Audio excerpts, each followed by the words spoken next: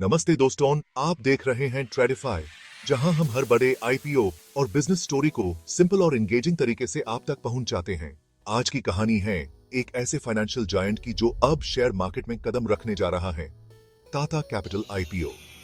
Tata group का ये financial services arm NBFC sector में एक बड़ा नाम है और इसका अपकमिंग आईपीओ पूरे मार्केट को हिला सकता है। चलिए इसकी पूरी स्टोरी समझते हैं, शुरुआत से लेकर आज तक।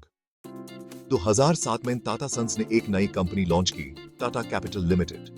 आइडिया था कि एक ही प्लेटफॉर्म पर हर इंडियन को वन स्टॉप फाइनेंशियल सोल्यूशन दिया जाए, चाहे पर्सनल लोन्स हो, होम लोन्स, एमएसएमई फाइनेंस या फिर वेल्थ मैनेजमेंट।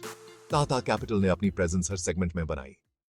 इसके सब्सिडियरीज जैसे Tata capital housing finance, Tata securities और टाटा कार्ड्स इसके सर्विसेज को और भी मजबूत बनाते हैं। Housing finance affordable home loans देता है, टाटा सिक्योरिटीज इंस्टीट्यूशनल डिस्ट्रीब्यूशन और ट्रेडिंग हैंडल करता है, और टाटा कार्ड्स एसबीआई कार्ड्स के साथ मिलकर क्रेडिट कार्ड्स ऑफर करता है। आज टाटा कैपिटल के पास 176,000 करोड़ से ज्यादा के एसेट्स हैं और 157,000 करोड़ से ज्यादा के लोन्स आउटस्टैंडिंग हैं। ये एक सच्चा एनबीएफसी जायंट बन चुका है। और अब आता है सबसे exciting chapter, IPO. Tata capital ने डीआरएचपी फाइल किया है एक 15,511 करोड़ के पब्लिक इश्यू के लिए। आईपीओ खुलेगा 6 अक्टूबर 2025 को और क्लोज होगा 8 अक्टूबर 2025 को। प्राइस बैंड है 310 से 326 रुपए पर share. Minimum lot size 46 shares का है, जिसका मतलब है रिटेल इन्वेस्टर को कम से कम 14,996 लगाना पड़ेगा। मैक्सिमम 13 लॉट्स तक अप्लाई किया जा सकता है, लगभग 1,95,000 तक। इस आईपीओ में फ्रेश इश्यू के साथ साथ टाटा सन्स अपना कुछ स्टेक डाइल्यूट करेगा। फेस वैल्यू 10 रुपए पर शेयर है और लिस्टिंग डेट फिक्स है 13 अक्टूबर 2025। दिवाली से पहले एक बड़ी एनबीएफसी की लिस्टिंग होने जा रही है। ये आईपीओ 2 रीजन से इंपॉर्टेंट है।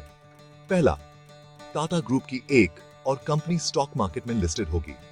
Already Titan, Tata Motors, TCS जैसे जायंट्स लिस्टेड हैं और टाटा कैपिटल एनबीएफसी स्पेस में एक सॉलिड नाम है। दूसरा, एनबीएफसी सेक्टर खुद 15 से 17% सीएजीआर से ग्रो कर रहा है, खासकर रिटेल और एमएसएमई सेगमेंट में। जब बैंक्स होलसेल लेंडिंग पर फोकस कर रहे हैं, एनबीएफसीज ग्राउंड लेवल पर क्रेडिट डिलीवर कर रहे हैं। टाटा कैपिटल इस वेव का फायदा उठाने के लिए परफेक्टली पोजीशनड है। आईपीओ से जो फंड आएगा उसे कंपनी 3 मेजर चीजों में लगाएगी: अपना लेंडिंग पोर्टफोलियो एक्सपैंड करना, कैपिटल एडिक्वेसी इंप्रूव करना, ताकि रेगुलेटरी नॉर्म्स मीट होते रहें और ग्रोथ सस्टेनेबल हो, और स्ट्रेटेजिक इन्वेस्टमेंट्स और डिजिटल ट्रांसफॉर्मेशन में इन्वेस्ट करके ऑपरेशन स्केल करना और सर्विस ऑफरिंग्स एनहांस करना। मतलब पैसा सीधा बिजनेस ग्रोथ और कस्टमर्स को सर्व करने में लगने वाला है। बिश्की, चलिए अब नंबर्स पर नजर डालते हैं।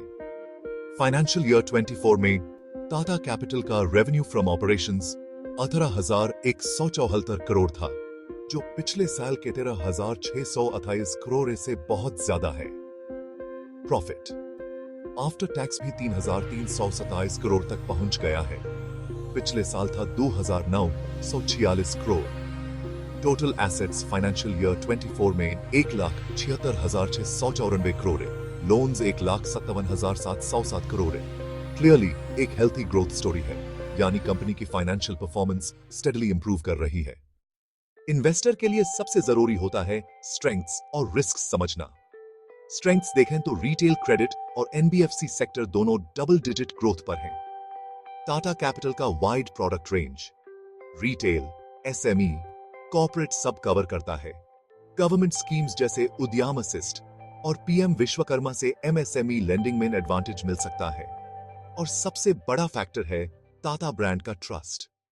रिस्क्स की बात करें तो इकोनॉमी अगर स्लो हुई तो बोरोवर रिपेमेंट कैपेसिटी गिर सकती है, डिफॉल्ट्स बढ़ने पर एनपीए इंक्रीज होगा, प्रॉफिटेबिलिटी पर इफेक्ट पड़ेगा, regulatory norms tighten due to compliance cost बढ़ेगी, और अगर एसेट वैल्यूज गिरी तो लोन रिकवरी रेट कम हो सकता है। मतलब ग्रोथ के साथ साथ कुछ चैलेंजेस भी हैं। तो दोस्तों, टाटा कैपिटल का आईपीओ एक माइलस्टोन है। एनबीएफसी सेक्टर की जो ग्रोथ स्टोरी है उसमें टाटा कैपिटल एक मेजर रोल प्ले कर सकता है। लेकिन जैसे हर इन्वेस्टमेंट में होता है, यहां भी आपको अपनी रिस्क एपेटाइट देखकर ही डिसीजन लेना चाहिए। मैं यहाँ कोई बाय या सेल रिकमेंडेशन नहीं दे रहा हूँ। प्लीज अपने फाइनेंशियल एडवाइजर से सलाह लेकर ही इन्वेस्ट करें। आपको क्या लगता है, Tata capital IPO NBFC sector का अगला मल्टी बैगर होगा या सिर्फ एक हाइप? अपनी ओपिनियन कमेंट्स में लिखिए। ऐसे ही डिटेल्ड बिजनेस और आईपीओ स्टोरीज के लिए ट्रेडिफाई को सब्सक्राइब करना न भूलें। बेल आइकन दबाइए ताकि आपको लेटेस्ट अपडेट्स मिलते रहें। मिलते हैं नेक्स्ट वीडियो में एक नए केस स्टडी के साथ। धन्यवाद।